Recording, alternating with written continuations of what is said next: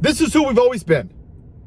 The problem is that white people have their heads up their asses still. Too many of you still just don't want to accept what this is. So let me give you a history lesson of what this shithole country is. And if you don't like that, then you can ship your ass back to England with your head up your ass, because you don't actually want to hear the history of America. So let me tell you what this country is. When we as white people were too lazy to do our own jobs, we stole black people from Africa on the Middle Passage. 1.2 million died. Sharks would follow the boats, waiting for the bodies. Then we kept them as fucking animals. Beat them, whipped them, put them in trees, fed them to fucking alligators, burnt down their Wall Street. Then we put Asians in internment camps. Women couldn't even fucking vote or have rights or credit or no-fault divorce until the 80s. 1860s, the Supreme Court said black people weren't even citizens. And part of this country doesn't want to fucking hear that. I'm a patriot. You're a piece of shit, is what you are. You're not a fucking patriot. You're a nationalist. You don't want to actually talk about American history. You want to talk about white history, which is why you don't want slavery in the Smithsonian, because it offends your version of American exceptionalism. We are a shithole country. We're not even the greatest country in North America. And once again, if you don't like it, ship your ass back to England. You don't have to announce your departure. Deport yourself. Go back to where you came from, because this isn't your fucking land. It belonged to the Native Americans until we shit on it. And then Andrew Jackson, may he rot in hell, made over 300 treaties with the 5 tribes. And he ignored all of them through the Trail of Tears, and we forced them to walk, and 16,000 died. But hey, don't you dare criticize this country, white man. If you don't like it, you can leave. America's the best of the best of the best. Y'all have fucking concepts of brains like you have concepts of what history is.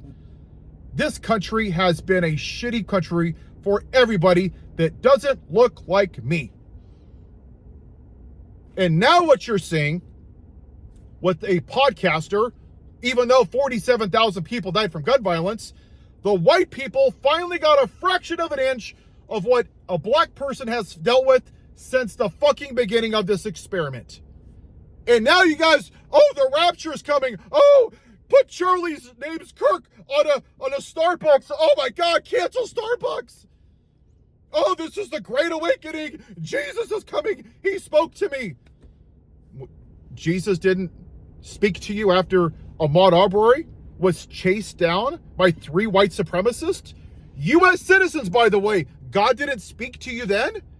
How about Uvalde, when the cops sat on their asses for an hour and watched children just fucking get murdered? God didn't speak to you then? How about 2 weeks before the podcaster, 6-year-olds were gunned down in a church, praying with Bibles and 10 Commandments on the wall? God didn't speak to you then? Oh, all of a sudden you want to weaponize the name of God because your white privilege got shit on. And even when you hear this, your little fucking fragile brains can't even handle the truth, because you're so fucking racist. That's what this is about.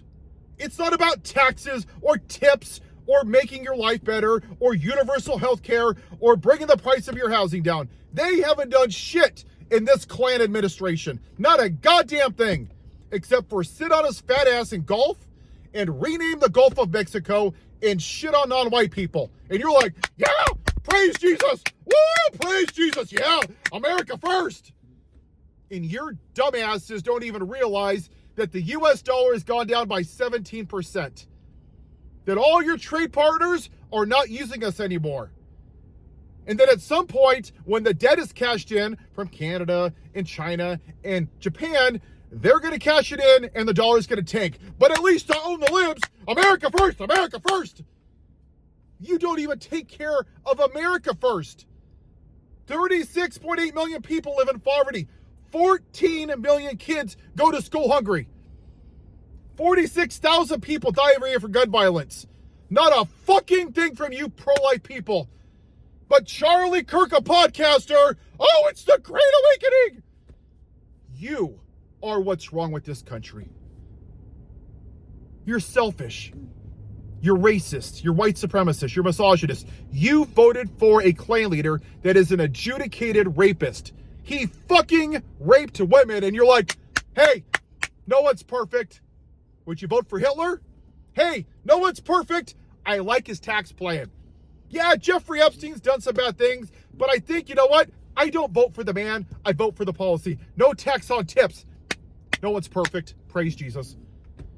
You have no morality. And you just want white America.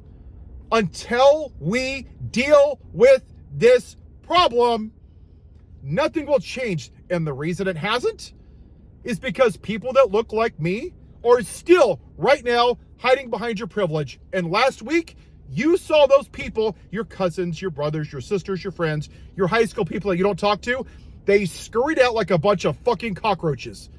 Oh, Charlie Kirk, podcaster. Nothing, not a goddamn thing about anything else that this guy's done. Not the rape, not the insurrection, not the felonies, not asking for black people to be executed in New York, not the white supremacy, not insulting women, calling them ugly, not a goddamn thing. But the white podcaster, somehow, that's a bridge too far, and I'm just going to have to correct you. That is why we're here. They were fine with everybody else getting treated like crap. But until something touched their white privilege, then they cared. They're not Christians. They're not people of faith. They're modern day Pharisees. They are the remnants of the lost cause. And that point in time is where we failed as a country. Robert E. Lee was a piece of shit slave owner. May he rot in hell.